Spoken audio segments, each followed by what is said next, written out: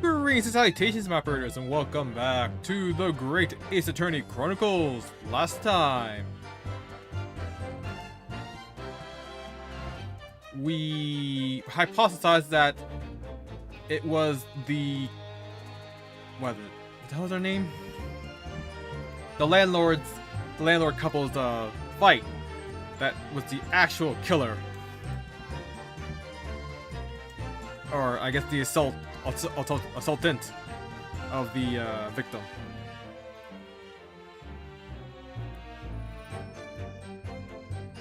But then the witnesses, the officer that coincidentally found the body. Oh, crap, that's spilling.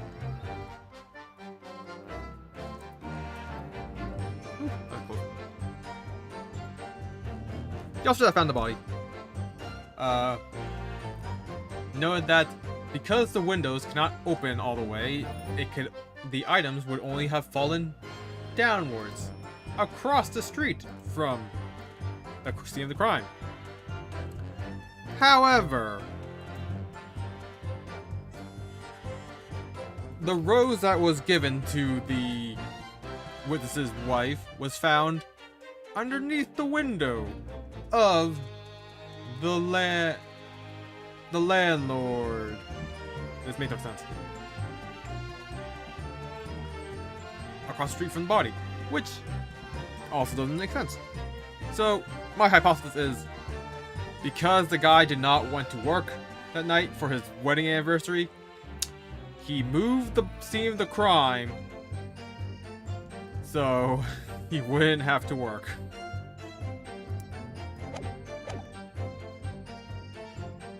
But it's becoming increasingly clear that someone else has been hiding something from us as well. I think I may already be armed with everything I need to strike a decisive blow here. This time, it's going to expose the whole truth about this mysterious affair.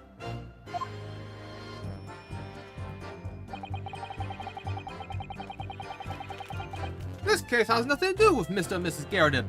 Believe me, a London Bobby is good for his word.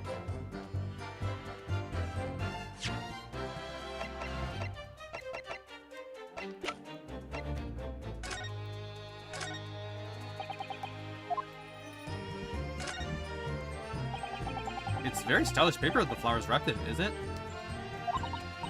It's just an old newspaper, Mr. Naruhodo. Oh. I suppose it's because I'm not used to seeing English print. It looks so exotic to me. Ah, I see. Is something wrong? Oh, no. I was just thinking that if you wrapped a stone-baked sweet potato in English newspaper, it might look like some sort of fancy cake. Ah, Susano-san, you do love your cakes. Doesn't look like any other evidence here. An English rose. It's such a beautiful flower. Ah, this is a rose, is it? I've never seen one before. Do you not take an interest in flowers, Mr. Naruhodo? I wouldn't say that exactly, but I do know 3 types at least. Gosh, 3? Yes, plum blossom, peach blossom, and cherry blossom. Perhaps you should consider branching out, learning some that aren't fruit tree based, for example. Is the cherry blossom a fruit-based flower?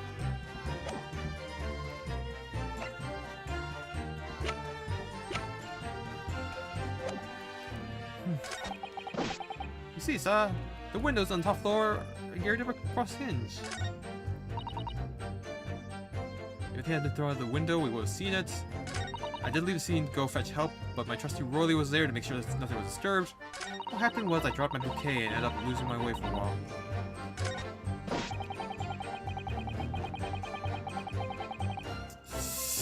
I don't know what to present. I know what the contradiction is with the flower, but I don't know where I should present this. Did I press this already? What happened was, I dropped my bouquet and ended up losing my way for a while. Hold it!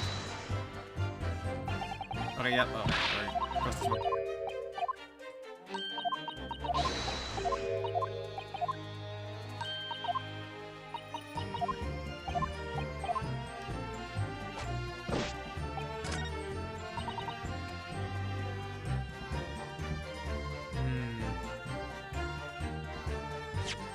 represent the map?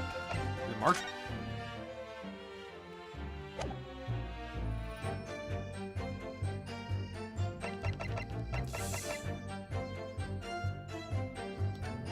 Objection! Nope, that's not it.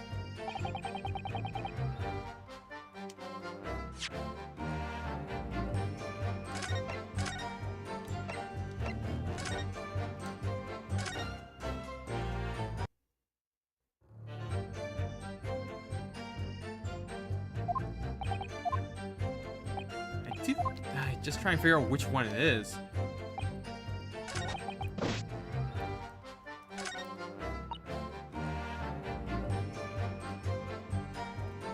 Hold it!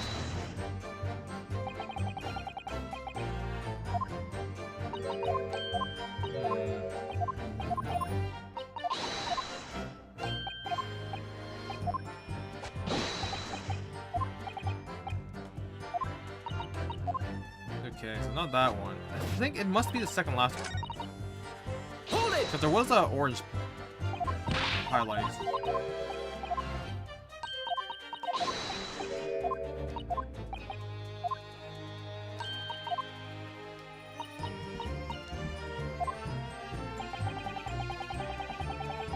So, the bouquet somehow moved from one side of Briar Road to the opposite.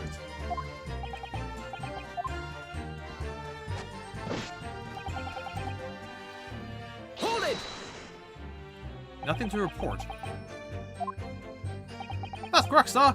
I had my eyes wide open the entire time. Never looked away for a second. No one else approached the scene, and nothing was removed from it. I can swear that on the yard's honor, sir. Really? That seems a little strange. Beg your pardon, sir. Strange, sir. Seems altogether regular to me, sir. This burnt copy of The Lion's Pride was really in the Gyarados household. So the question remains, how did it find its way into the victim's hand, into the hand of the victim? Can you shed any light on that, seeing as you were at the scene of the crime the entire time?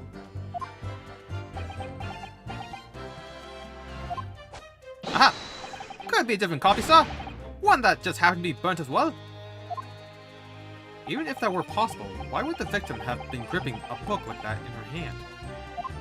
As we can see from this photographic print, she had a bag over her shoulder.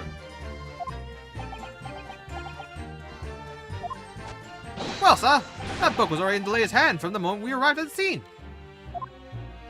Is that so? There's something about this statement that's not sitting right with me. Okay, this one. Two mysteries of how that knife ended up in her bag, and how that book ended up in her hand. There must be some common thread between them.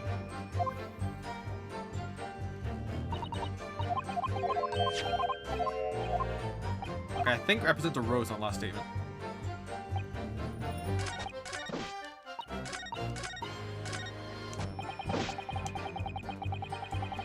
I was gonna say just to like don't want to like cycle through that again.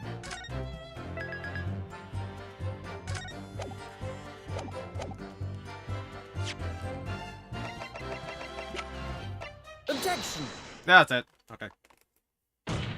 You claim, Constable Beat, there was nothing to report in the 15 or so minutes you were guarding the scene. But that cannot be.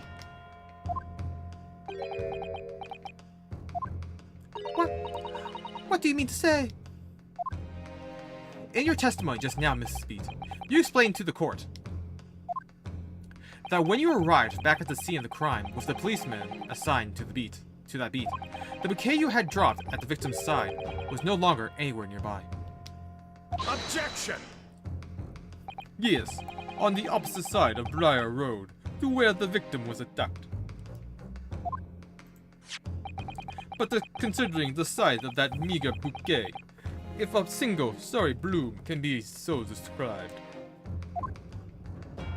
no doubt it was blown in the wind across the street, back into the gutter where it belongs. Eesh. Meager? Objection! But if that were the case, why did Constable B not testify to the fact?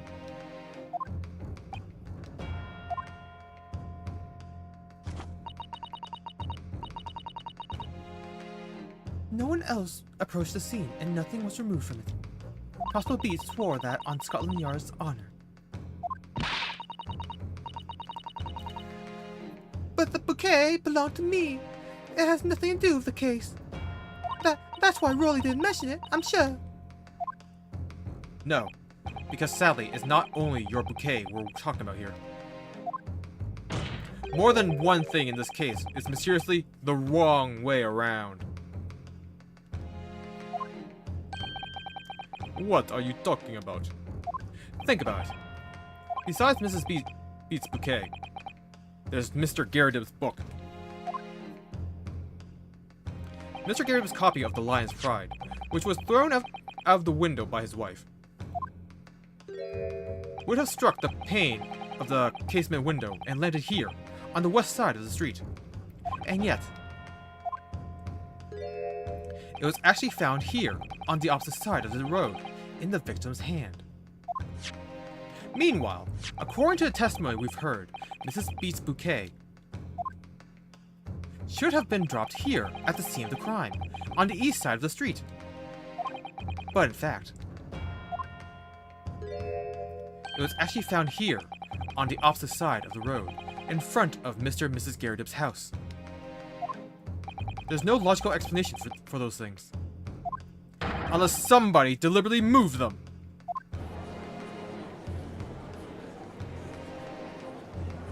What are you trying to say? The way you're talking, it sounds like you think my Rolly's done something wrong. Don't listen to one word that scrawny lawyer says. Wittering on about books and bouquets. Why should we care? It's nitpicking. That's what it is. Oh, good. Mrs. Garridib's come around. You might call it nitpicking, Mrs. Garridib. But deliberately meddling with the scene of a crime is a criminal offense. It's called... Tampering, Mr. Naruhodo. But the person responsible for this tampering cannot admit to it. For a very subtle, but compelling reason. Objection! Tampering. You've barely heard that term before. Tell us, my learned friend. Who would possibly have had cause to carry out such an elaborate deception?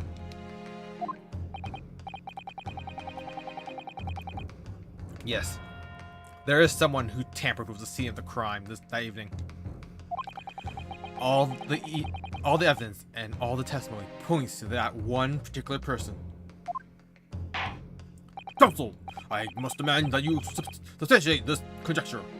Who are you saying is responsible for tampering with the scene of the crime? One Constable Royally Beat. Take that! Obviously, there's only one person it could have been. Constable Royally Beat, it was you! What? A policeman? A member of Scotland Yard? What nonsense! Why would my Rolly do something like that? There's no one straighter than my husband. No Bobby works more tirelessly for the people of London.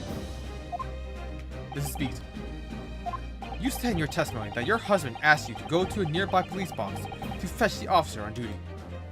The 15 minutes that you were absent from the scene is the only opportunity anyone had to tamper with it. You're making it up. It's all nonsense. It's all lies. What about that Japanese man with the whiskers? I bet it was him. He did it. Objection! If that was true, Constable Beat would have seen him do it. Oh! And forgive me for pointing it out, but when you dropped your bouquet, Mrs. Beat, it was after the defendant had fled the scene. Well... Objection! First, you make accusations about the landlord and his wife, and now you incriminate a policeman as well. But your accusations lack one very important thing. You claim the crime scene was tampered with, but there is only one reason why anyone would commit such a reckless crime: to hide something. That's right. He's right. But my husband and I just happened to be there. That's all. So why would we have anything to hide? It doesn't make sense. You've offered no motive for this alleged tampering, and until you do, your accusations are nothing but empty threats. Constable Beat had a very good reason for wanting to tamper with the scene of the crime. That's the key to this entire affair. Mr. Naruhodo, have you managed to solve this mystery? Counsel, you have made a very serious accusation against a London police officer. If you are mistaken, I'm sure I need not point out that your reputation as a lawyer will be irrevocably damaged. With that stark warning in mind, you will now explain to the court the motive for this alleged tampering. Yes, my lord. I should stay up straight when I do my stuff. Constable Beat's motive for tampering with the crime scene was to hide where the victim fell.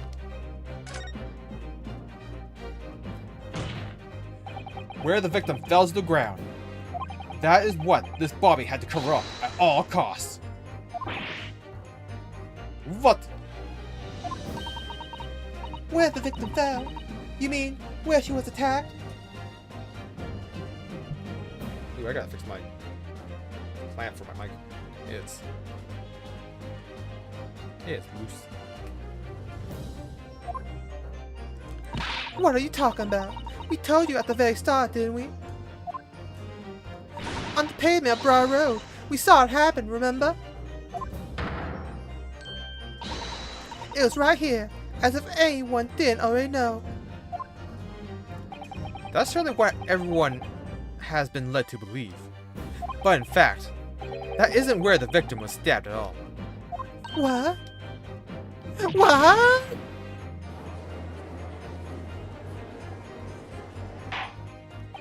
I'm going to wonder where this tumultuous trial will end, counsel.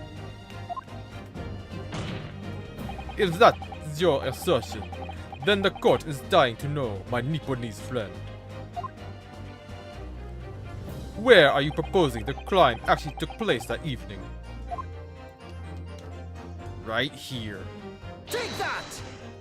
But that's on the opposite side of the road. I don't understand. On the evening in question, Mr. Gerda's book fell directly down from the open window above. And your bouquet, Mrs. B, never moved at all. What did move was the scene of the crime itself. Good gracious! Objection! Perhaps you haven't been listening to the ample testimony the court has heard. But these witnesses both saw the moment the attack took place. That's right. I saw it with my own eyes. It was 5 o'clock in the evening and already dark. There was the typical London fog on the ground. When you saw the incident unfold and ran to the victim's aid, that was actually on the west side of Briar Road. No, that's not true. It can't have been. Constable B then arranged for you to be absent for a while by sending you for help. And during the 15 minutes you were away, he transplanted the crime scene. He moved all the things shown in this print, the victim, herself, the 4 books. He moved everything, in fact, to the pavement on the east side of Briar Road. Extraordinary! But the constable overlooked one thing. What? What did he overlook? The bouquet, I presume. Exactly. The prosecution told the court just a few minutes ago about the discovery of the rose bouquet.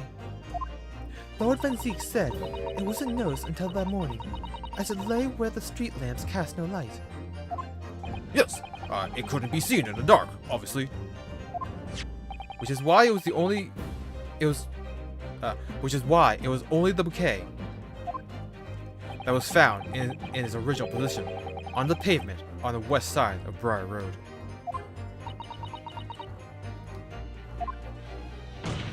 And that is the defense's theory about what really happened that evening. How do you respond, Constable Rory Beat?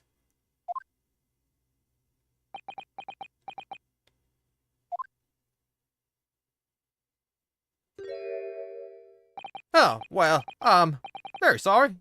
I did mean to nod off again, but I haven't slept properly in a month. Did I miss anything important? Oh, Riley. Isn't true, is it? What the lawyer says are lies, isn't it?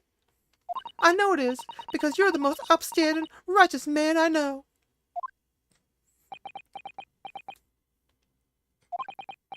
I had a dream.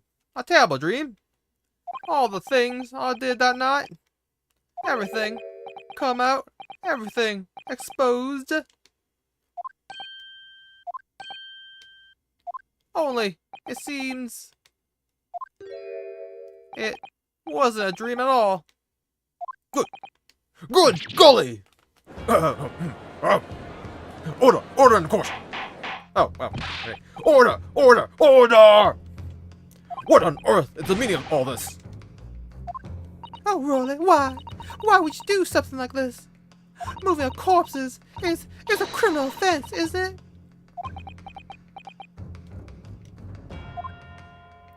Wishing the victim dead should be one too. Constable, explain yourself. Why would you do this? As a respectable member of Scotland Yard, your duty is to protect the good people of London Town. I can't say, sir. What? I really am ever so sorry about all this. For damaging the Yard's reputation. For everything.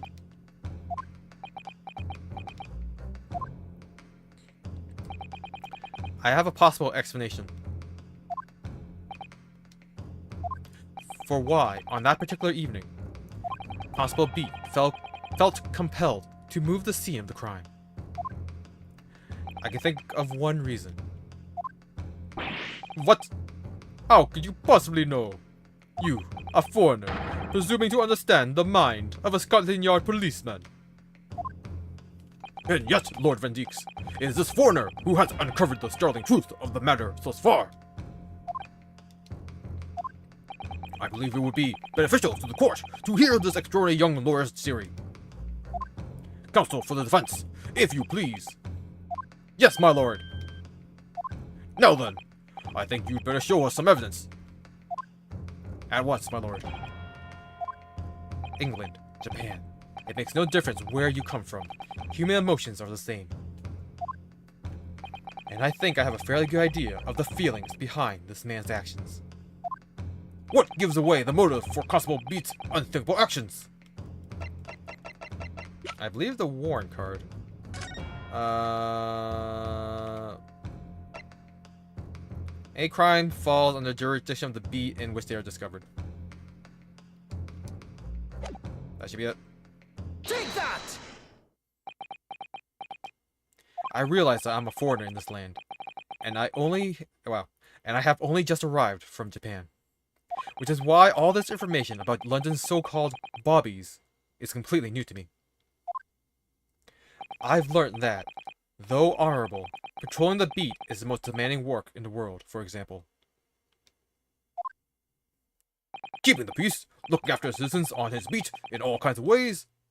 There is no doubt that the young Bobby is charged with a great deal to do every day, certainly.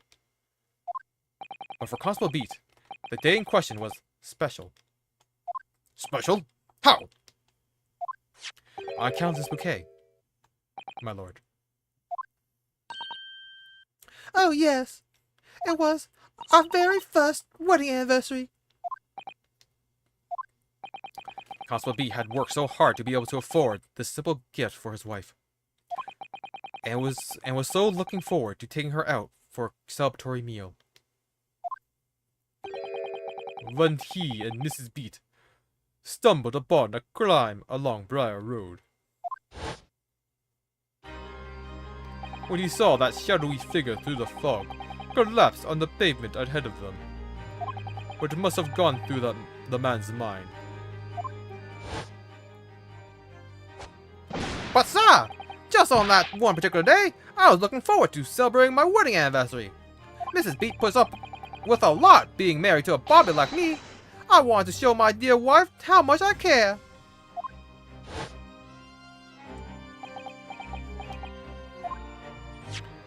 This is the warrant card that Constable Beat offered to lend to me earlier.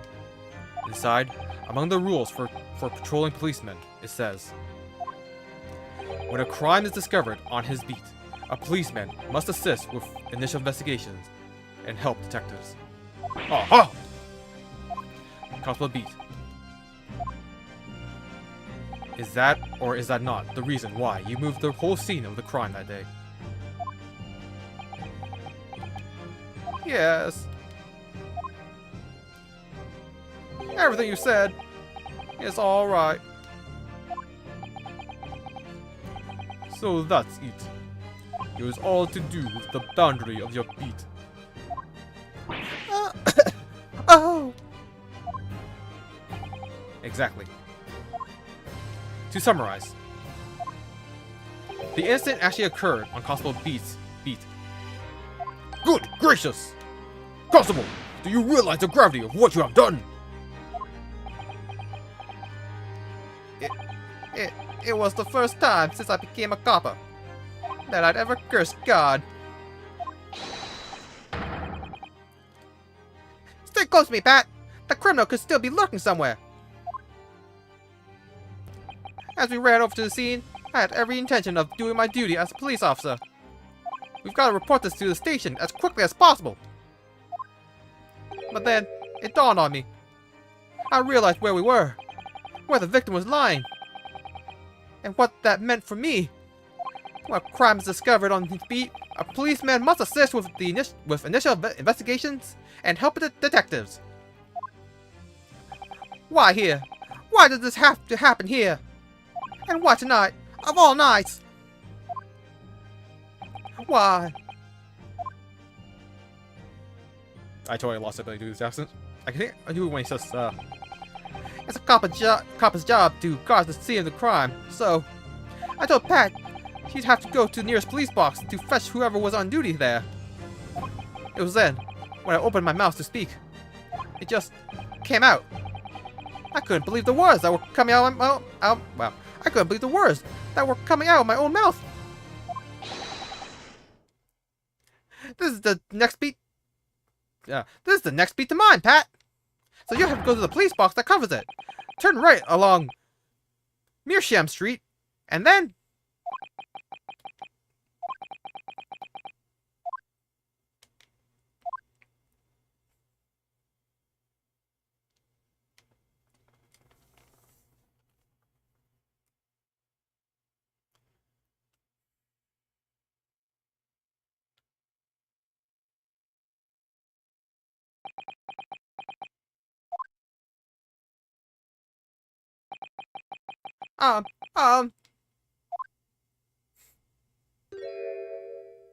I'm sorry. I'm so sorry. Oh, Constable. I just wanted... Just on one night, to take my Patricia out for dinner. Oh, really? Just on one night.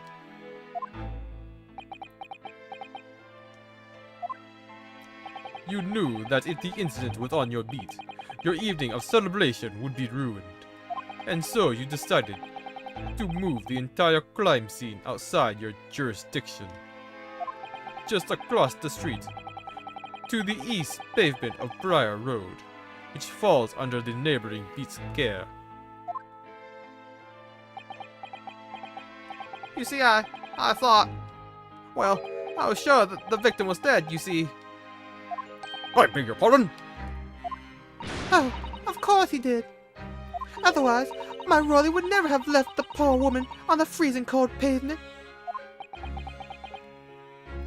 Oh, I see your meaning now.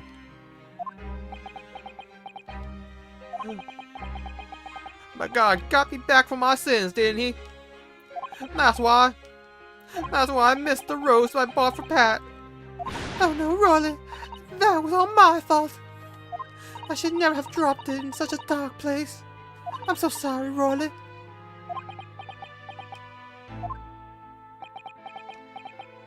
And can you tell us, Constable,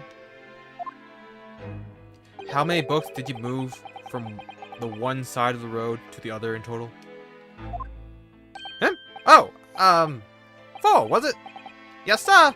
Definitely 4.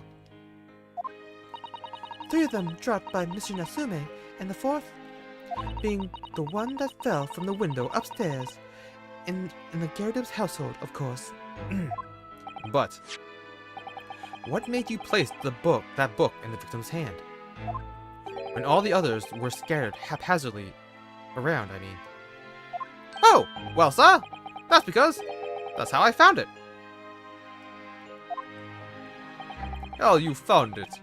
What do you mean?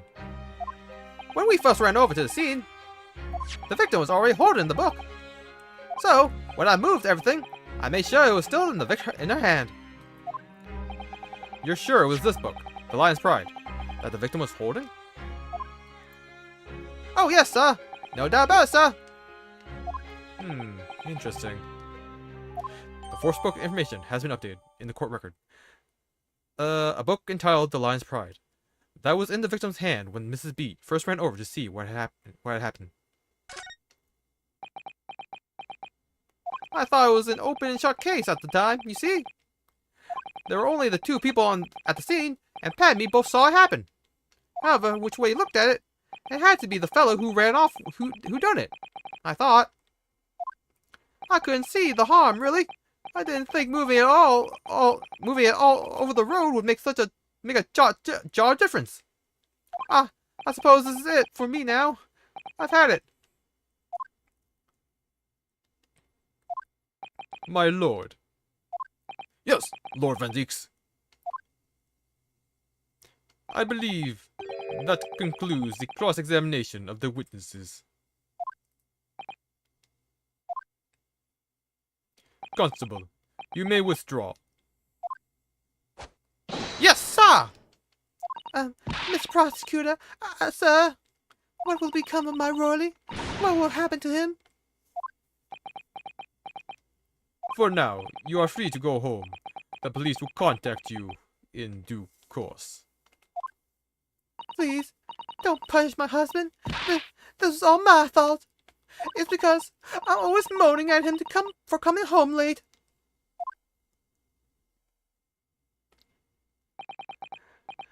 Leave it now, Pat. Let's go home. I'm tired. All right then, my love. One last thing, Constable. Sir? Let this be a lesson to you. In a criminal investigation, every detail matters, however insignificant it may seem to you. Yes, sir. Carve that lesson in your mind. And never again make the mistake of tampering with the scene of a crime. Huh? Never again, sir? You mean to say... Leave, now. This trial is not yet over. Sir!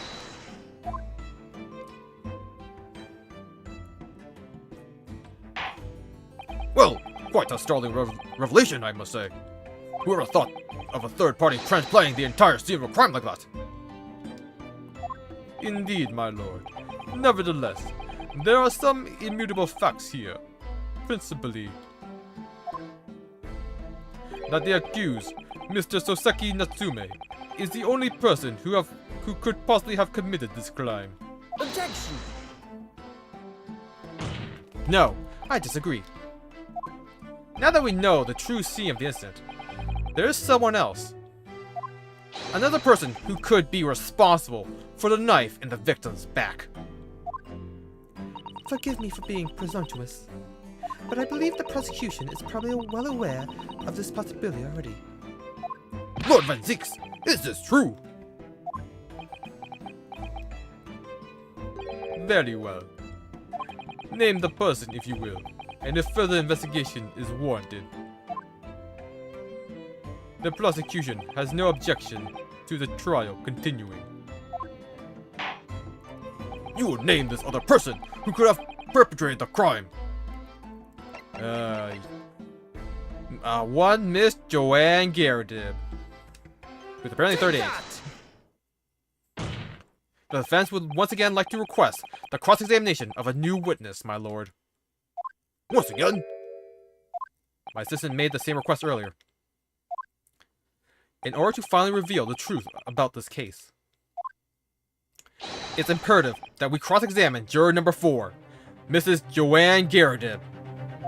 Me? Me? Oh, dearie me!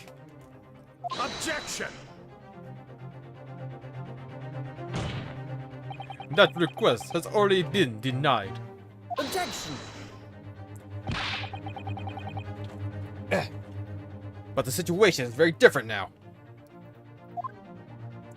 Mrs. Garrideb, answer me this. What do you want now, you little toad? At the time of the incident, you were engaged in a violent argument with your husband, Mr. John Garrideb. In the course of the argument, a minor house fire was ignited. And to clear the smoke from the room, your husband opened a window that looks out over Briar Road. Well, what of it? You threw this book at your husband when he was cornered with his back against the window. Upon striking the pane of the open top-hinged casement window, the book plummeted directly down, finding its way to what we now know to be the true scene of the incident. Yes, and I said, what of it? During the argument, you were beside yourself with rage. As such, you threw not just books, but anything you could lay your hands on. So, let me ask you one more time, Mrs. Garrideb. This knife, the one removed from the victim's back. Have you really never laid eyes on it before? Oh!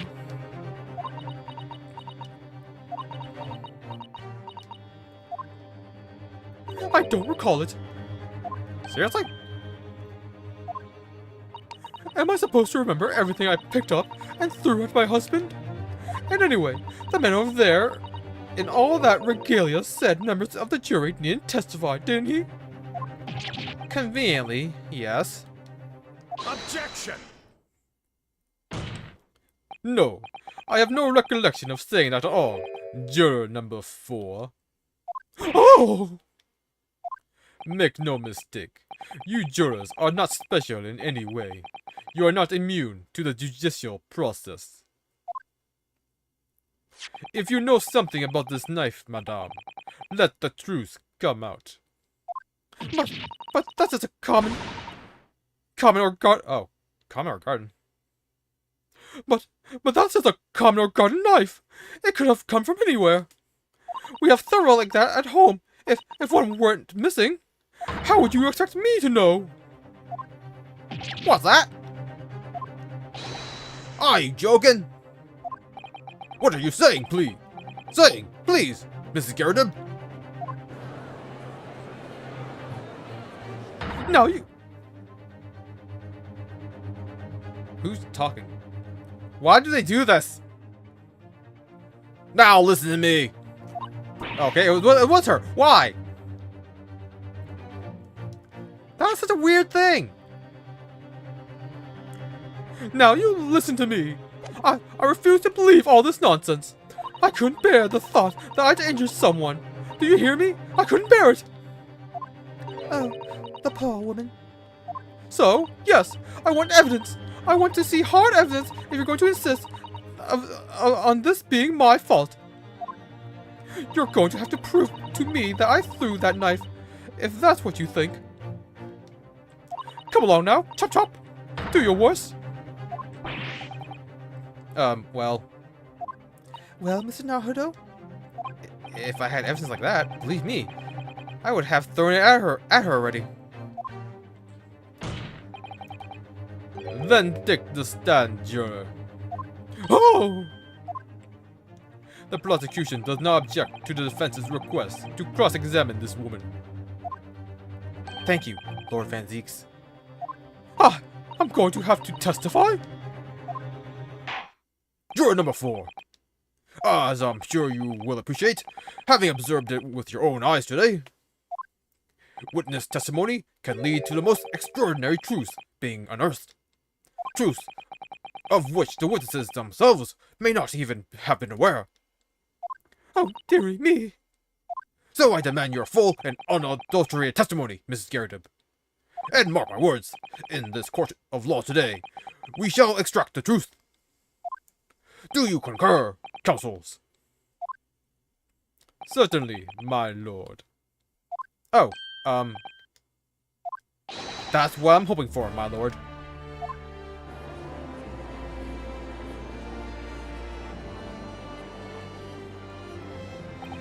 This is such a strange feeling. For the first time since arriving in this country, it actually feels real.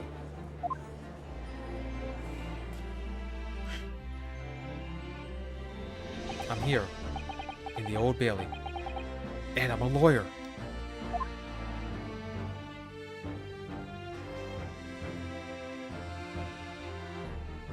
Witness, state your name and occupation. Oh, yes. My name is Joanne Garrett. And well, I'm a juror and such like. It sounds like even she doesn't know if she's a housewife or a maid or what anymore. The court has decided your testimony is required in order to clarify matters in this case. Do you understand, madame? Oh, yes, my lord. You would tell the court everything that took place in your household on the evening in question.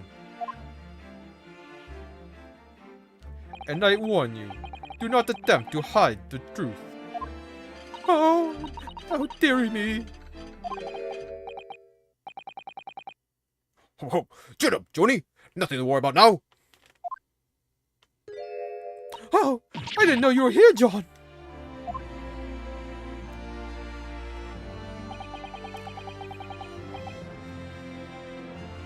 Wasn't only you in the room that day, old thing, was it? Rather, I think I ought to testify as well, don't you? But what about your knee, dear? Don't you worry about that. Hardly noticed it. I'm not the sort of chap to leave a comrade to face disciplinary action alone. Oh, John. I presume you are Mr. John Garrett? Yes, sir. Former second lieutenant of the 3rd Regiment of the 4th Northumberland Fusiliers, sir. Seen my fair share of action and now living the quiet life, as it were. The quiet life? Were you not engaged in an incendiary battle with your spouse on the day in question? Ah, well, yes. Quite. I believe this may represent a first in the proud history of the British court. Calling a juror to the witness stand is unprecedented. However, the court will hear your testimony now, juror number 4, and that of your husband. You will recount clearly and concisely the events in your home at the time of the incident in question. Sir, at once.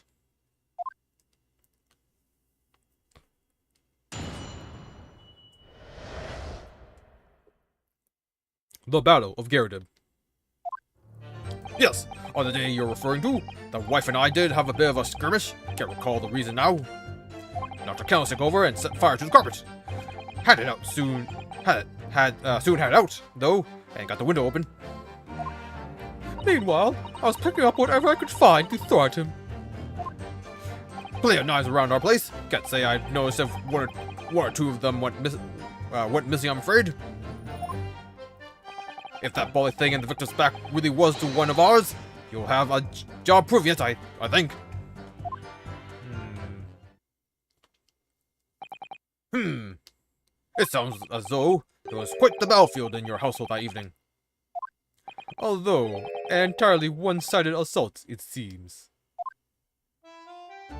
The enemy caused on the hop, sir.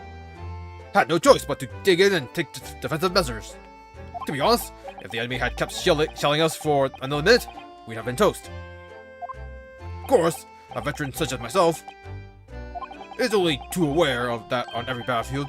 You're just a gnat's whisker from death at any moment. Are we still talking about a marital quarrel here? Well, I must say I'm dubious that this testimony will shed any light on this on the origins of this jackknife. In combat, one's focus narrows such that surroundings are barely noticed.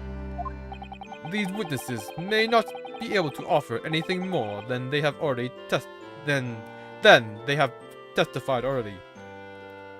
This may be a dead end. Van Thieks may well be right. Well, whatever the chances, we only have this last cross-examination to uncover the truth, Mr. Naruhodo. Yes, I'm afraid so. very well, Counsel. Begin your cross-examination.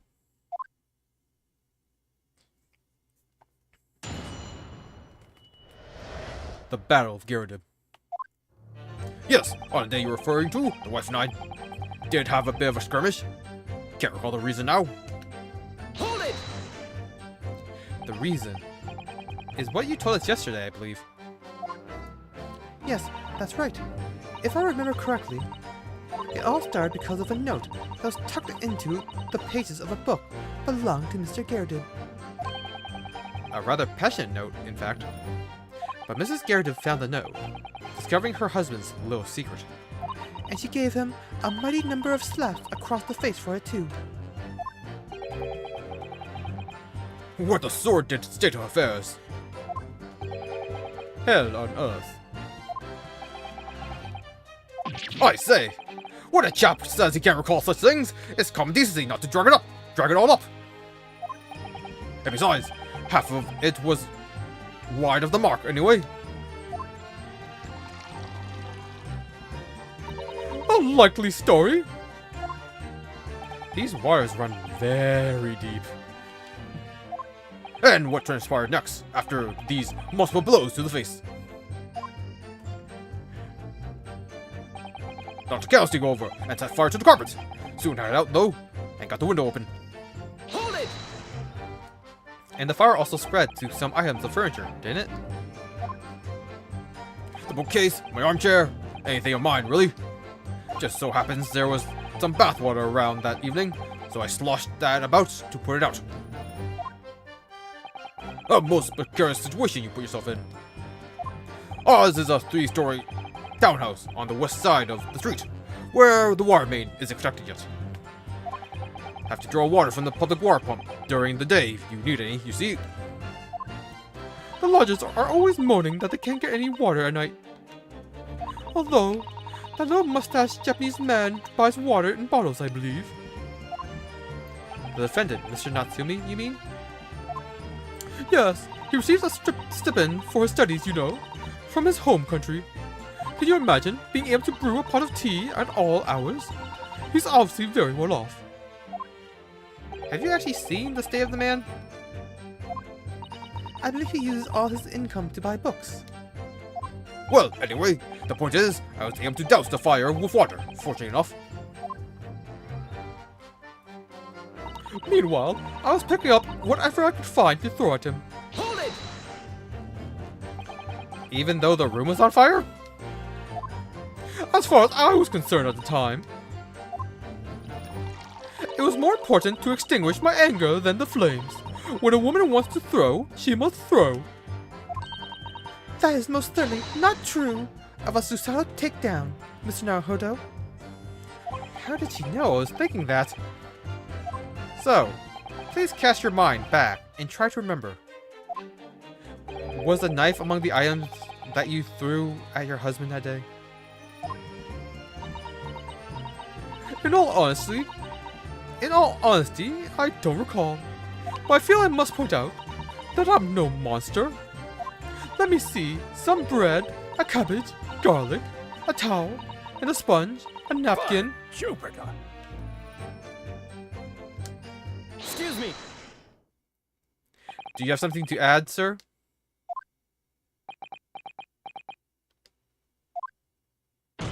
Mr. Gyarados! Don't shoot! Oh, sorry. I beg your pardon. Did your wife's remark just now bring something to mind?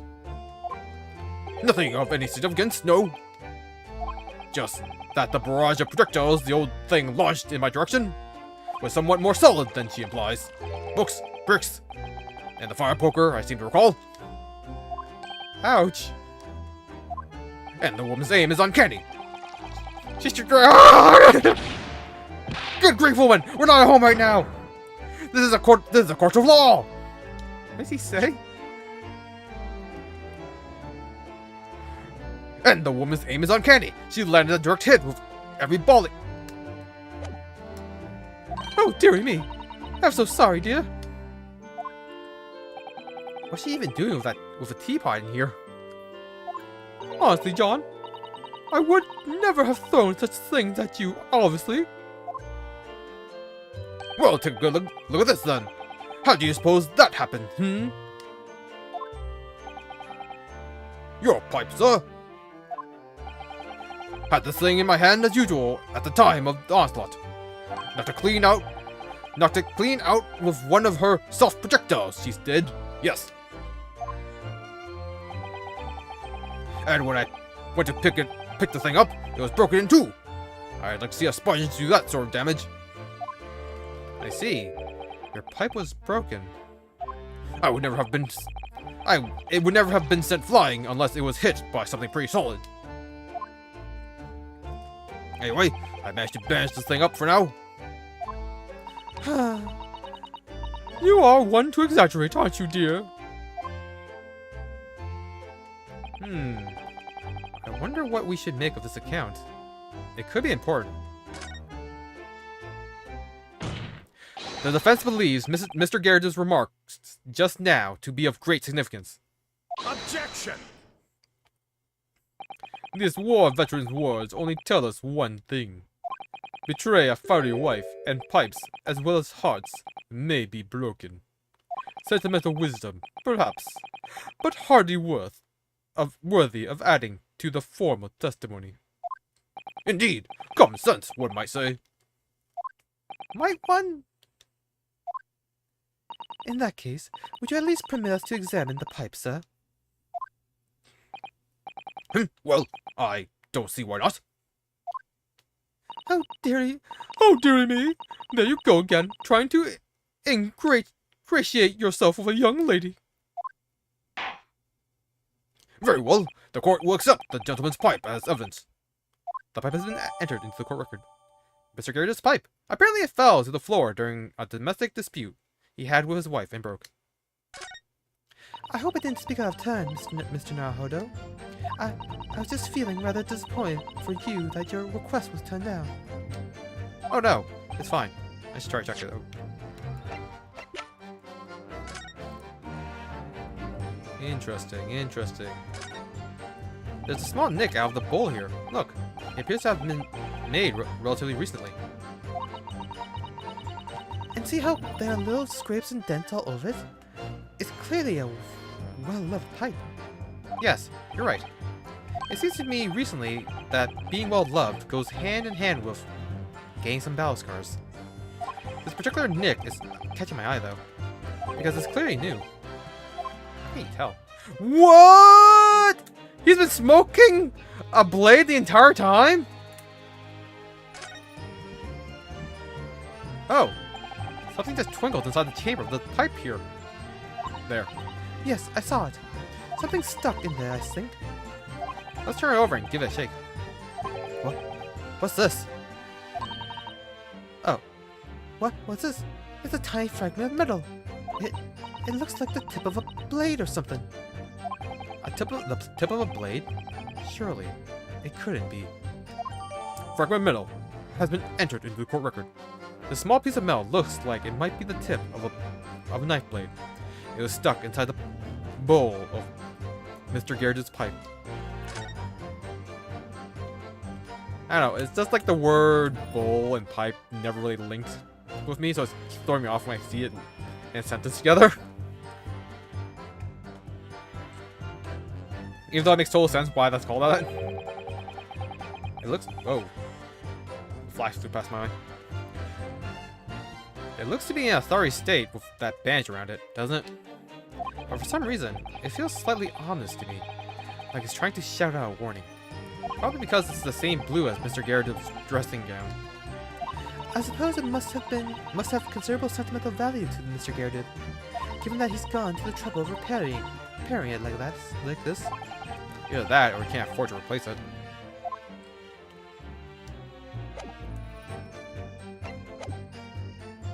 Oh no, it's fine. Thanks to Susawa-san, we have some new evidence to work with. We should examine it carefully. Well, thank you for that rebuttal, Mr. Garrett. Now, if we could return to the crux of the matter. What can you tell the court about the knife used to attack the victim? Plenty of knives around our place. Can't say I noticed if one or two went missing, I'm afraid. Hold it! Sorry? Would you care to elaborate? Nothing to say, really. Rather partial to a spot of carving, you see. Pipes and whatnot. Fishing tackle. You know, that sort of thing. It's a passion we both share. I like to carve little wooden trinkets, too. And then, there's my leatherwork. Sorry to say, we're always losing knives about the place. And we have dozens of the things. They sell them at the market sometimes. 20 for the price of 19. Needless to say, I snapped them up. John prefers to use 2 knives at mealtime too, instead of a knife and fork. Now, Joanne, we don't want people thinking I'm some kind of savage! Here we go again with the scaldings. Why are they being so evasive? I imagine it's because they don't want to believe it. They can't bear the thought that it might have been one of their knives that injured the victim. Which is entirely understandable, of course. But still. Go on with your testimony, witnesses. Sir! If that bullet thing in the victim's back really was one of ours, you'll have a job proving it, I think. Hold it! So you have no intention of admitting it was your knife, unless we can produce proof?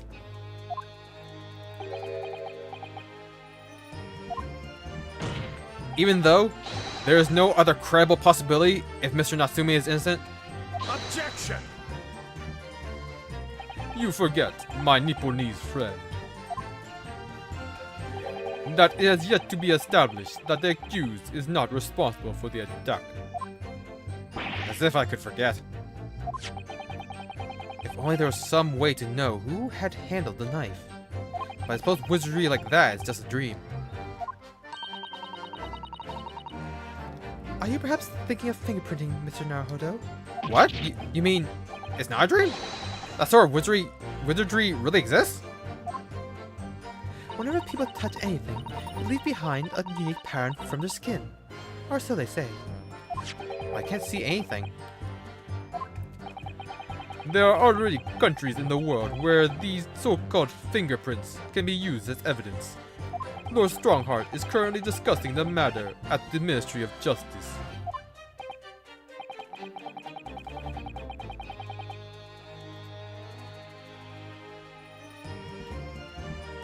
Oh, that's weird. My chat's not updating.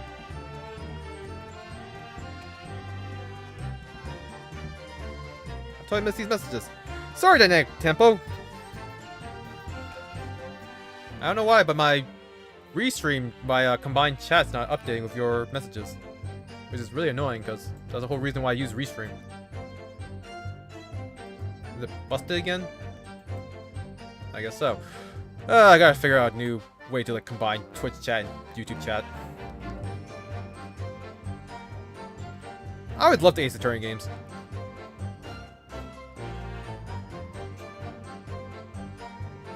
Although I'm not really sure it's a good idea to watch a live stream of it if you're playing this game as well.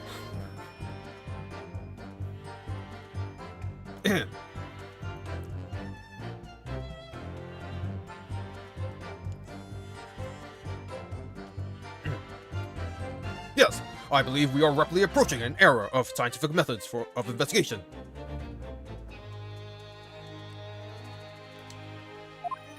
But for now, we should have to find an alternative method of proving our assertion.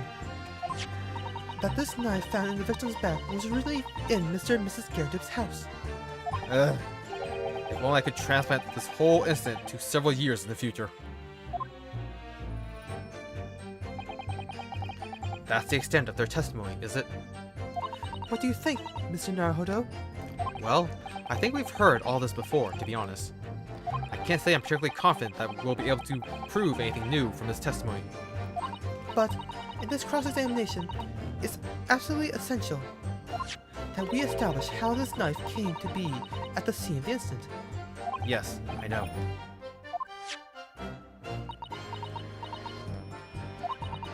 I'm sure both of them must be feeling very worried.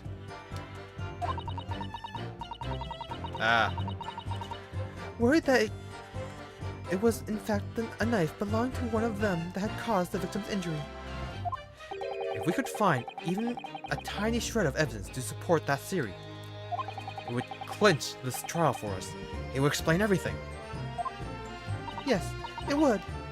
So, for Soseki-san's sake, we must find that last crucial piece of evidence. Alright. I think it's this metal fragment. Objection! Hey, cool, I was right. I was sure it was a fragment or the knife.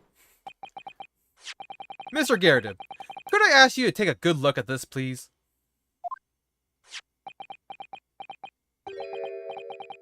You can ask, but I can't see a bloody thing. You can't? I used to call me Dead-Eyed Deb back in the regiment, of course, but that was some time ago now. Even when I'm trying to enjoy a large print book by the fire these days. I struggle to tell B from a D and a P from a Q, to be honest. Oh, he does. Dearie me. It's rather wearing being asked about every other letter in every other word. You must be very dusty. Dusty. What is that? A tiny scrap of metal. Yes, almost certainly from the tip of a blade. And what may appear at first to be just a tiny scrap is in fact a crucial piece of evidence. Interesting. And where did the defense come by this evidence? It was lodged in the chamber of Mr. Gyarados' pipe. My pipe, you say? By Jove! I wonder how it got there. I wonder how that got there. And what precisely does this fragment of metal signify, Counsel? Are you suggesting that it is in some way related to the matter of the stabbing on Briar Road?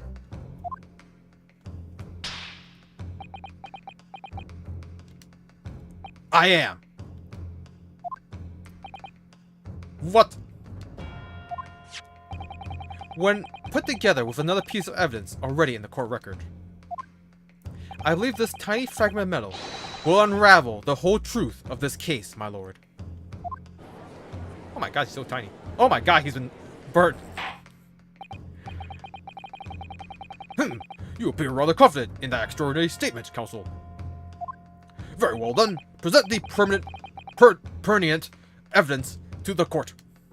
What evidence, when paired with this fragment of metal, allegedly reveals the truth of this entire case?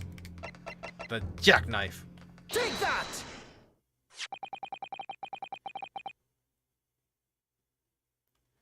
This is the knife that was found in the victim's back. If you look closely, you see that there is a small piece at the tip of the blade that is missing. A common issue with the inferior blades sold at unsavory street markets. Criminals who use them regularly leave the tips lodged in the victim's bones. In their victim's bones. And what of this particular knife? No doubt its tip has suffered a similar fate now, languishing somewhere near the spine of the victim. Objection! No, that's not the case. The tip of this particular knife's blade is the very fragment of metal we've discovered in the chamber of Mr. Gyarados' pipe. Ah! Good grief! Lord Van Zeeks! I don't believe it.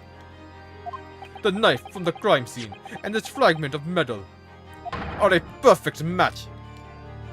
Good golly gosh! Order! Order! Order! This is this some sort of Eastern sorcery?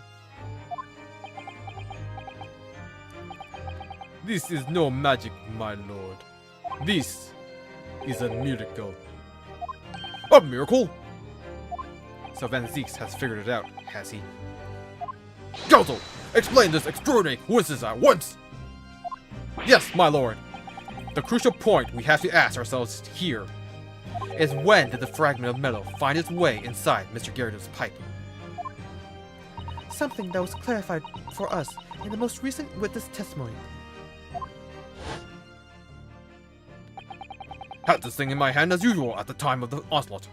Knocked it clean out with one of her soft projectiles, she did. Yes. It would never have been sent flying unless it was hit by something pretty solid. Oh, dearie me. During the argument between these two that occurred just as the victim was on the pavement below, Mrs. Gyarados flung this knife at her husband. However, the knife missed Mr. Gyarados, instead striking the pipe in his hand at the time,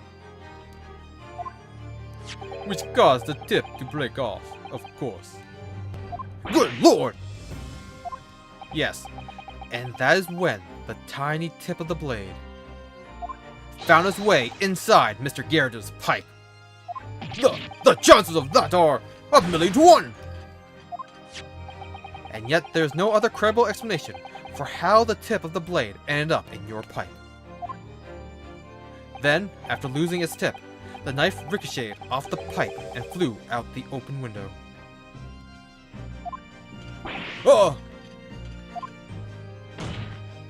In short, this knife, which fell from the window of the Gyarados' house,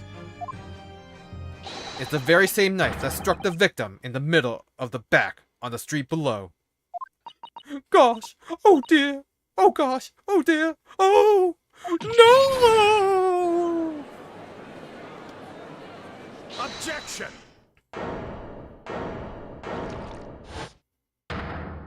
When did he... I mean, I guess we gotta keep our sword, so I guess it's only fair he has wine.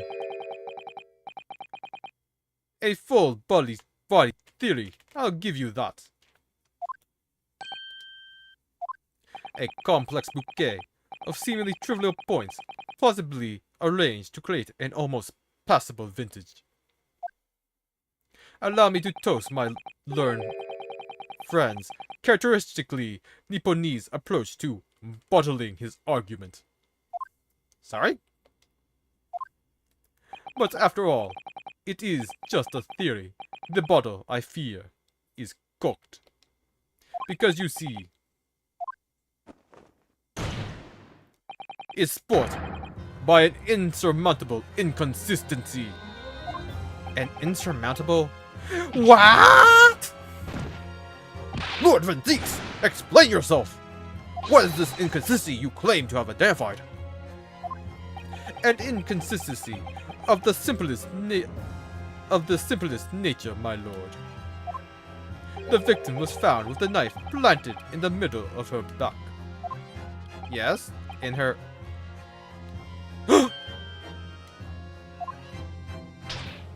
That's right, you silly little man! Now, Joanne, old thing, what are you getting so excited about? Let us consider the basic facts of the case once more. The victim was walking along the pavement before being stabbed in the back and falling to the ground. If the knife that struck her had fallen from above, there's no possible way it could have planted itself into the victim's back.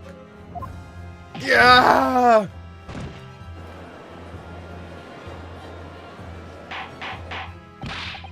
Order! Order! Quite right, you see? That's exactly right. If the knife had fallen on her from above, it would have struck her on top of her head.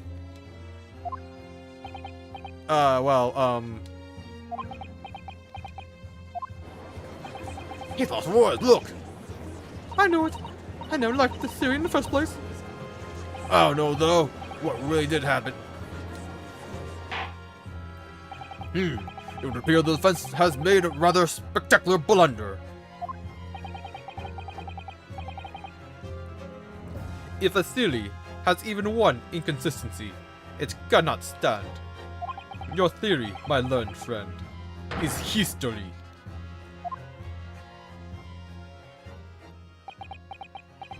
We were so close.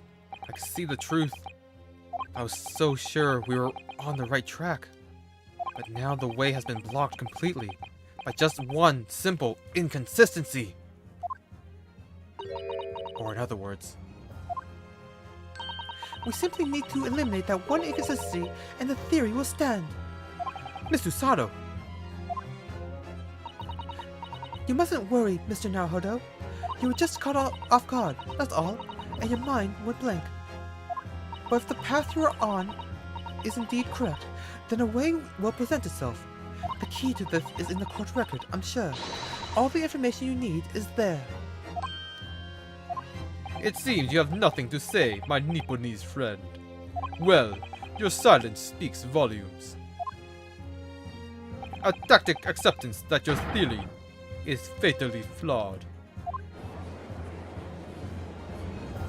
Objection!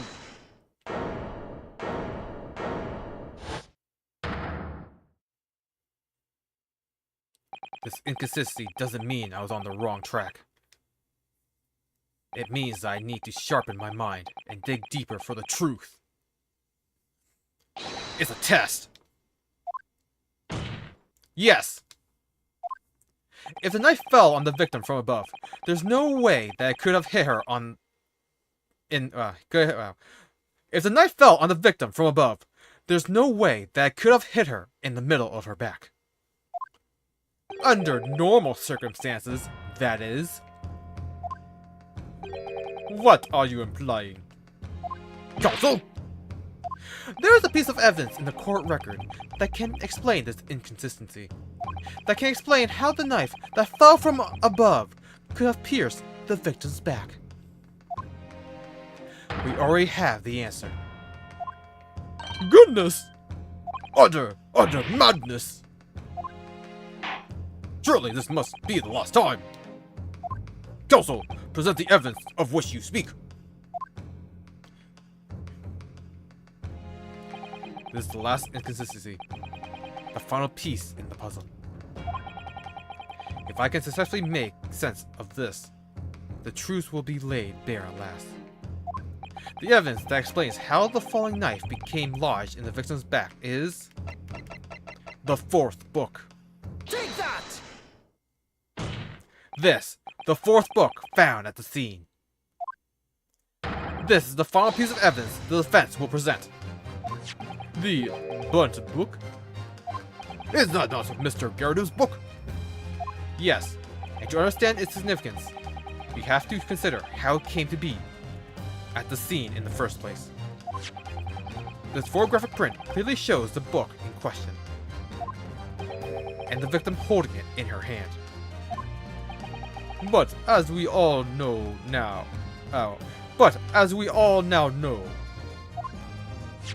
it was the police constable that put the book between her fingers like that. Quite so, as part of his wholesale transplanting of the crime scene to the opposite side of the road. That's true. However, as part of his testimony, Constable B made an extremely enlightening statement on that point. But what made you place that book in the victim's hand? Oh, well, sir, that's because that's how I found it. When we first ran over to the scene, the victim was already holding the book. So, when I moved everything, I made sure it was still in her hand. In other words, the victim had already picked the book up of her own volition. And clearly, that must have been before she suffered the knife wound. Well, I should say so. After being attacked with a knife, I don't imagine she'd be doing much of anything. So the question becomes, why did the victim have that book in her hand? By jingo! I think I'm beginning to see what may have happened now. Oh, dearie me!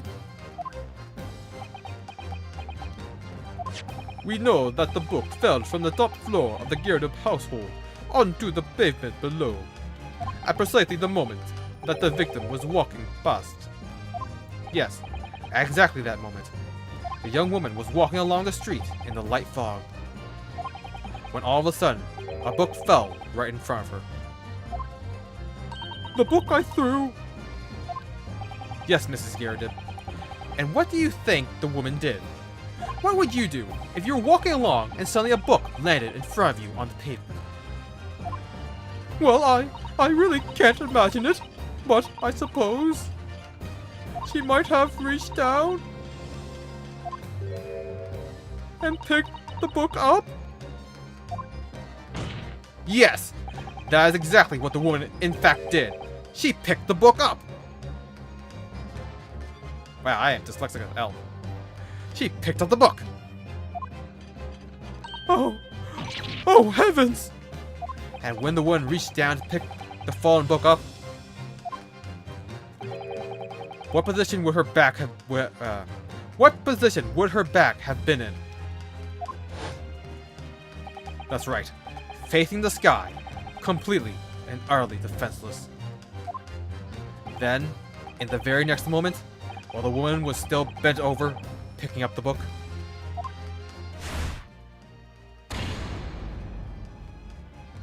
the next object fell from the room above, the jackknife, straight into the middle of her back. And at that same time, walking by chance directly behind Mrs. Green, was the defendant, Mr. Soseki Natsume. Well, I never! It appears to Mr. Natsume that the woman simply collapsed on the floor. In the dark and the fog, he didn't see the knife falling on her from above. Ah! And from the other direction, the constable and his wife saw no one but the victim and her apparent attacker. So, there never was a real culprit to run from the scene in the first place. No, this was nothing more than a series of unlikely events that accumulated in an unfortunate accident. And that is the real truth behind this case.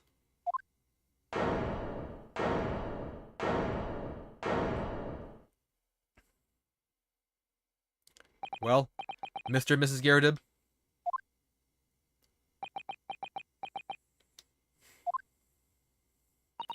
the very first time you showed me that knife, I had my suspicions.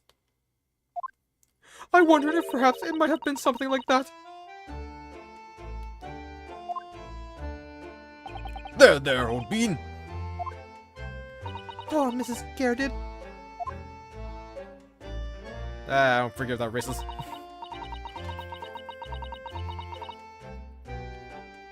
Of course, I never meant for anything of the sort to happen, but it was all my fault, wasn't it?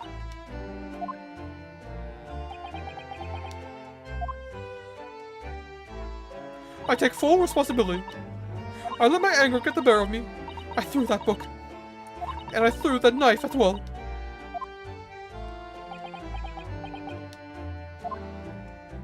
John, dear. It's alright, I know. I'm ever so sorry. Truly. I'm sorry! Sorry!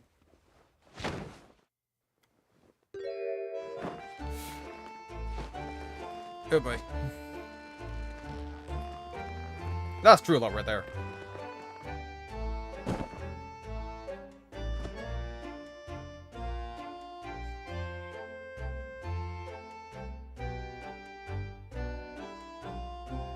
Lord Van Zieks, what news of Mrs. Gyardob? She's been taken to the infirmary. It would appear that today's events had left her in an especially flustered state. However, I believe she will recover in due course. There is no cause for concern. Yes, unbeknownst to themselves, they caused what could easily have been a terrible tragedy. They shall have to prepare themselves for consequences of their actions. There is some good news, however, my lord. I have just had word from the hospital where the victim is being treated. Her condition is improving steadily, and the doctor believes she will regain consciousness soon. It's strange. We've been talking about the victim all this time, but we've never once met her. How wonderful. The woman is out of danger, it seems. Yes, that is good news. So, Mr. Soseki Natsume.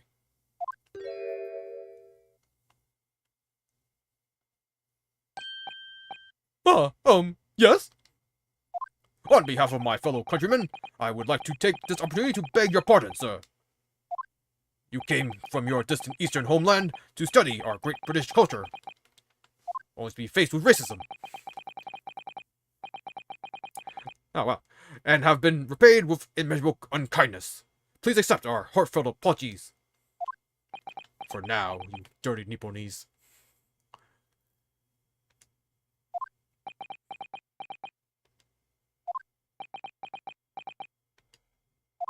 God, what voice they give him? No, it is me who should be begging your pardon. Oh no. Mr. Natsume. That evening, when the young woman just collapsed on the pavement before my eyes, I jumped to the wrong conclusion again, in my confusion. What conclusion, sir? I was sure that the woman was dead. Yes, Constable Beat said the same thing, didn't he? He thought she had been killed too. I suppose she must have looked completely lifeless.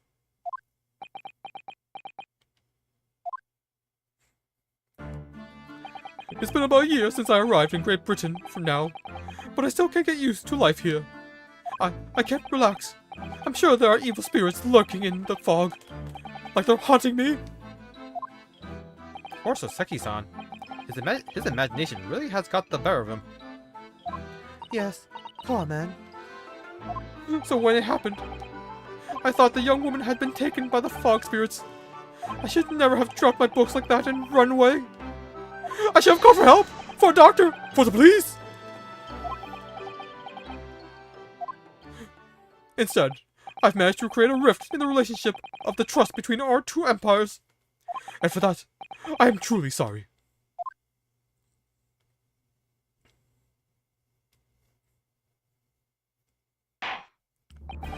One could indeed say that some sort of mischievous spirit has been at work here, I think. One that created a chain of unfortunate mishaps. We were befooled by the spirit and led to false conclusions. But thanks to Lord Van Zieks and our young Laura here from the east, that chain has now been broken and the spirit exorcised. I heartily commend you both. Oh! Now then, ladies and gentlemen of the jury. Yes, my lord. In concluding this trial, I must ask one last time for your decisions regarding the defendant's culpability. Are you ready to present your findings to the court? As the foreman of this jury, I can assure you we've reached a fair and just conclusion. I do declare, the truth can be extremely cruel at times. Well, I didn't suspect the woman next to me, that's for sure. Sitting in front of the old bean while she's out of action. Sitting in for the old bean while she's out of action, you know. But I know what her decision would be. Does this mean I'll Fabio get out here and start work? Well, it's about time. What time is it? I say, I'll have a corker of a story to tell the grandchildren when I get home, won't I? Very well, ladies and gentlemen of the jury. I hereby demand your final decisions. Foreman. Not guilty. Not guilty. Not guilty. Not guilty. Guilty. Not guilty. Not guilty.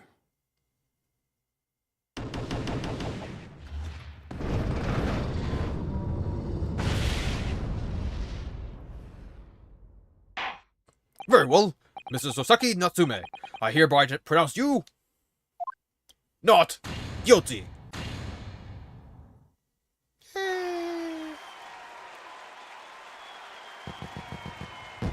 Who's launching mortars? Mortar attack!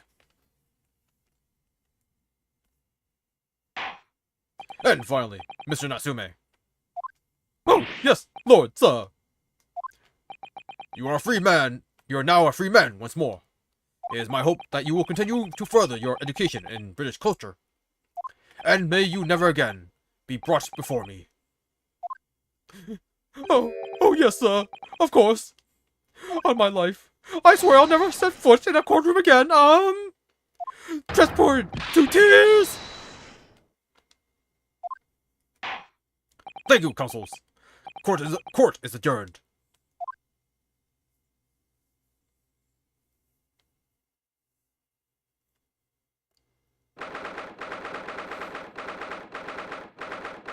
February, 3:17 p.m. The Old Bailey's Defendant's Antechamber. We started at 9, so wow, this took a long time then, huh? That poor guy's never gonna find work. Oh, Locum. Wait, you mean me? Of course! Is there another Locum here? Is there even one? Compared to the original Locum student, Mr. Naruhodo, Esquire, your name has become rather short, hasn't it? What's wrong with using my actual name? Oh, at last! I'm free! I'm free! Joyful, joyous, jubilant, jubilation! Heady, hearty, happiness, hurrah! Oh, I am pleased. Mr. Natsume is delighted. Would it be so hard just to say that then? Locum, you did it! You saved me from the brink. Well, what happened to the poor woman was in no way your fault after all. I'm just glad everyone can see that now. No, not that. Lovely, loyal, Locum, lawyer! Yes? I mean, as I said before, I have just never got used to life here in Great Britain. Every time I look over my shoulder, I see foreigners. I see towering brick buildings. And from high up windows, I see them looking down on me, laughing. Look at that little hunchback. Oh dear. I'm sure it's all in your head, Mr. Natsume.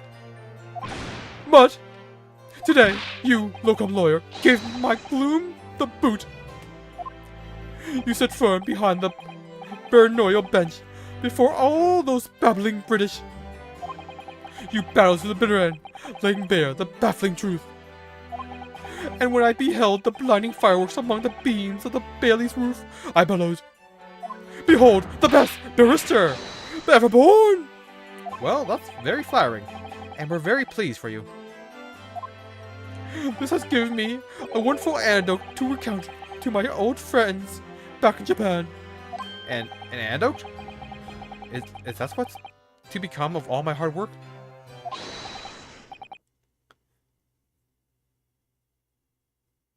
I have no idea who this could... This must be Herlock. Ah, there you are, my dear fellows. Yeah, there he is. I apologize for keeping you waiting. I rose late this morning. Oh, Mr. Sholmes, what a pleasure to see you. I see I am here not a moment too soon. A disaster has been averted, I'm glad to say. Oh, The trial shall begin presently, Mr. Naruhodo, and I wish you the very best of luck. It's just finished. What? No! Then my haste was in vain! Oh! It's you! Herlock Sholmes! Oh? Have we met, sir? this is Mr. Natsume, the man you had arrested, Mr. Sholmes. Ah, I see.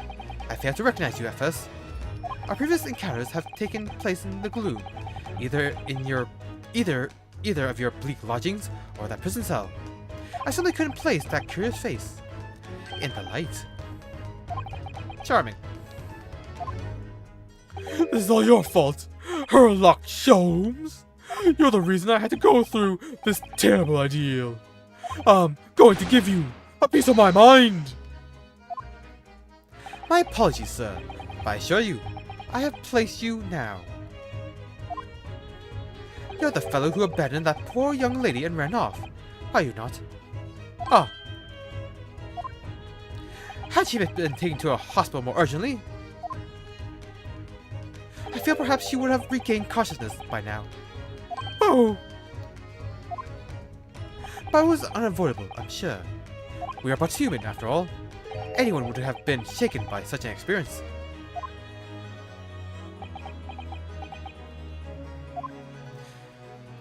I do feel very badly about how I behaved. Well, never mind. Now then, what was it that you wanted to say to me, sir? Nothing. Priceless. Oh, I'm sorry, really, but that was quite priceless. Poor Soseki-san. Still, on the bright side, you've had an extremely entertaining experience without paying a penny. And, it would seem, you were not even found guilty. But there is no bright side. Whatever do you mean, Mr. Natsume? Even after this,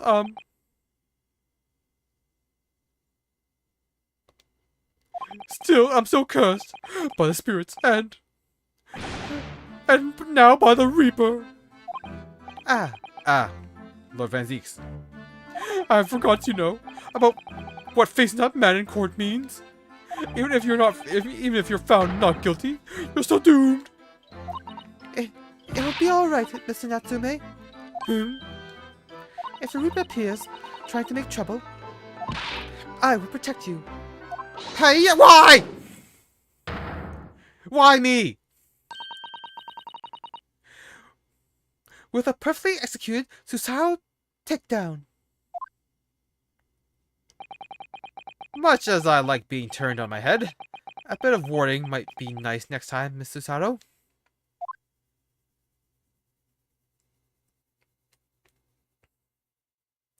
So, Mr. Natsume, what do you intend to do now? You mentioned something about recounting your experiences to your friends back in Japan.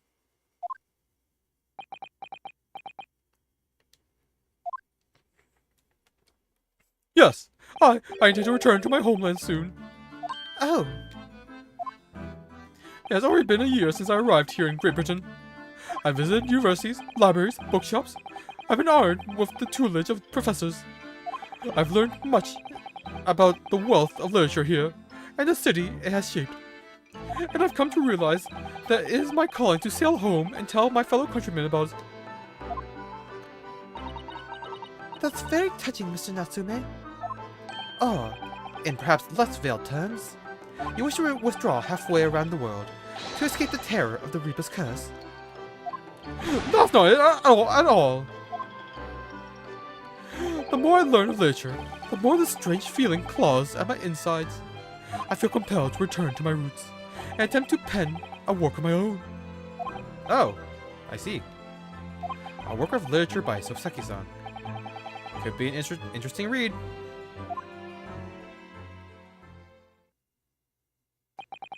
And what about Miss Susato and yourself, Mr. Naruhodo? Sorry? What about us? Will you return to Japan alongside your mustached compatriot? Why would we?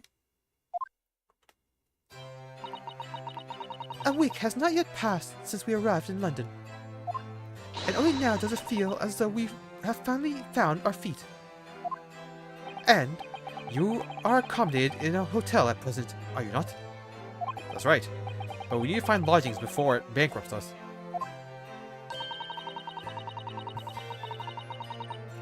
I've calculated we can only afford another 10 nights before our entire budget is exhausted. So then, you can take my lodgings. Oh, the windowless room? Ah, but what it lacks in windows, it more makes up with a floor, and a ceiling, and walls. Great. And of course, I'd be happy to leave behind the cursed evil spirit. Oh my! An evil spirit? Oh yes, it tries to suffocate you while you're asleep. It's an infallible wake-up call.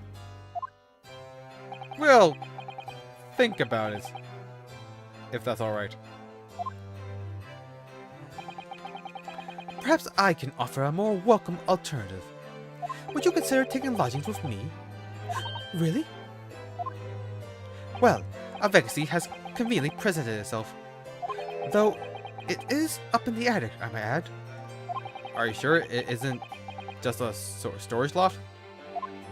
I spoke with the landlady this morning on the matter of price, and Iris is cleaning the room as we speak. You must come at once. I presume you have no luggage to speak of? Oh, this is simply wonderful. What an honor to be invited to take lodgings in the Great Detective's office's attic.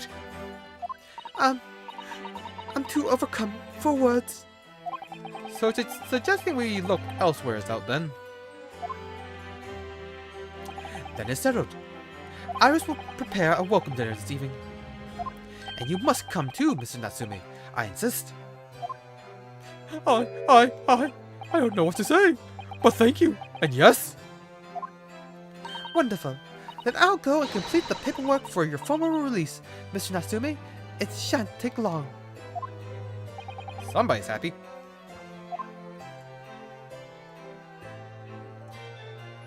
Locum, I knew you wouldn't let me down. I'm truly delighted to have met you here in London. Likewise, Mr. Natsume. It's been a privilege meeting you too. It's a shame that we're going to have to say goodbye so soon. Well, I've come to realize that I belong in Japan. But Locum, we'll meet again one day. Yes, I'm sure. And hopefully by then, I'll be a successful lawyer. Hopefully by then, I'll be a successful author. Well, my dear fellow, our carriage appears to have arrived. Shall we go, Mr. Naruhodo? Yes, Mr. Sholmes. I have little doubt Mr. Natsume will be released in time for dinner this evening. And so, we never saw Mr. Natsume or Susawa-san again. With Soseki-san's innocence successfully established, we rode with Mr. Sholmes to what was to become our new home. 221B Baker Street.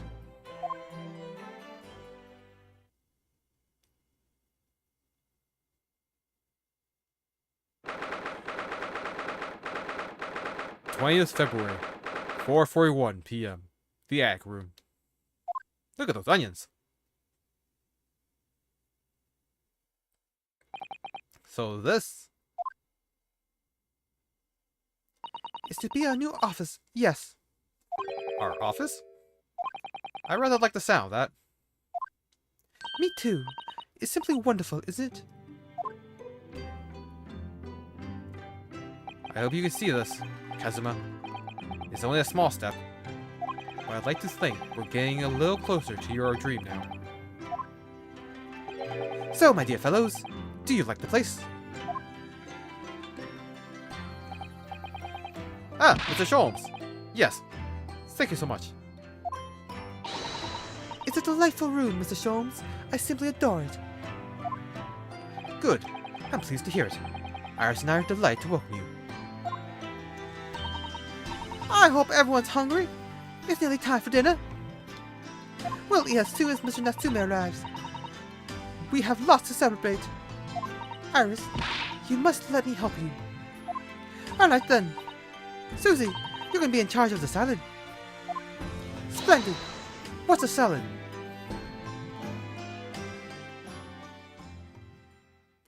So, Mr. Naruhodo, how does it feel to have your own office in the capital? It's very exciting, actually. I can't help wondering what adventures await us. Ah, ha ha ha! Those were precisely my sentiments when I first established my office at these premises. Until I discovered the dark truth about the city of London, that is. Sorry? London is a glorious place, full of wonder, opportunity, prosperity, and mirth. But the brightest of lights casts the darkest of shadows. Shadows? What do you mean? Well, I believe you're well aware of the murkiness that lies behind London's facade already. So, once again, Mr. Naruhodo.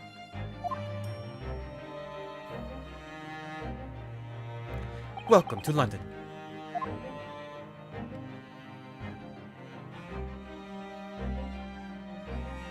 Of course, at the time, I had no idea the significance of those words Mr. Sholmes so casually spoke.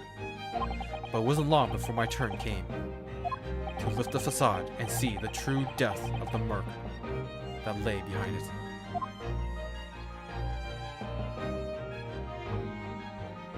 End. Oh boy. What a massively busy 2 days we've had.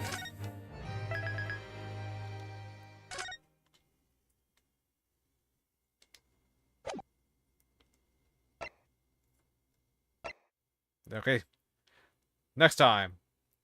The Hound of Baskervilles. A hound it was, but not such a hound as any mortal has ever seen. Its eyes glowed with a smoldering gaze. The whole of its ox-sized body was outlined in white-hot flames. Ooh, man.